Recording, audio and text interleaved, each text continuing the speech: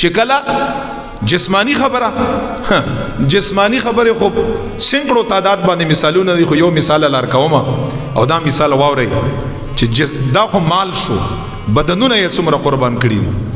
عمر فاروق په زمانه کې صاحبانو دا خبرم علامه ابن الاسیر اسد الغابه فی معرفت الصحابه باغی کې ډیرو کتابونو نورم ذکر کړي. تاریخ الخلفاء یو صحابي دی خباب بن ارد رضی الله عنه، دا عمر فاروق سره ناستو وی. عمر فاروق مبارک چې هغه سره ناستو هوا رااله یا هغه ټیم کې قمیصونه داسې نو ملا یې ښکاره شو. دا په 37 هجری کې وفات ته بیا نبی علیہ السلام باندې ډیر ګرانو. خباب بن ارد رضی الله تعالی عنہ دا اول کې غلام او بیا آزاد شو.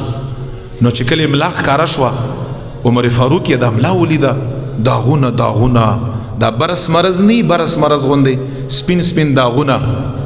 خباب بن ارد ته عمر فاروق فرمایي چې دا څنګه ملا ده، دا څنګه ملا زینما. الفاظ ته دی عمر فاروق ما رأيتك اليوم ظهر رجل، اے خباب بن ارد والله وسپور ما د انسان دا سملا نه لیدلې، دا داغونه او دا څه شي ورته چې عمر فاروق مبارکه دا هغه وخت زمانه خبرې دي چې موږ رسول الله او دا سویم مسلمان دی. په مسلمانانو کې شلم مسلمان دی دا خباب بن ارد رضی الله عنه. دا د مکه مکرمه هغه وختو چې وسیم کله کله ماته کله تر یا تیاد کړي کله بل را تیاد کړ رسول الله مبارک هغه وختونه را تر یادي چې په مکه مکرمه کې دا نشانه دا د اسلام د پاره دي، دا نشانه دا د ایمان د پاره دي، دا نشانه چې زما کومه مالک وا وی شغه بز په اور باندې سم لولما.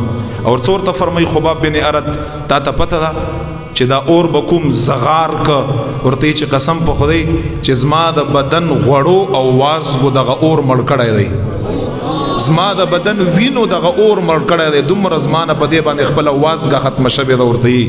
او صرف څه به راته وی چې اسلام پرېږده، ایمان پرېږده، الله پرېږده، رسول الله مبارک پرېږده.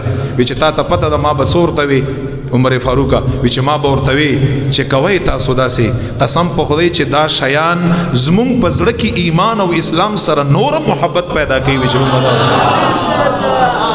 مونږ به دا ورته وی عمر فاروق دا تا چې نن وی کنه چې ما د انسان دا سملا نه لیدلې، دغه ملا ایمان او اسلام د پاره داسې شوی ده، دا دغونه د هغه د اسلام او د ایمان په پرې خودو باندې ما خوړلې دي ورته فرمایي.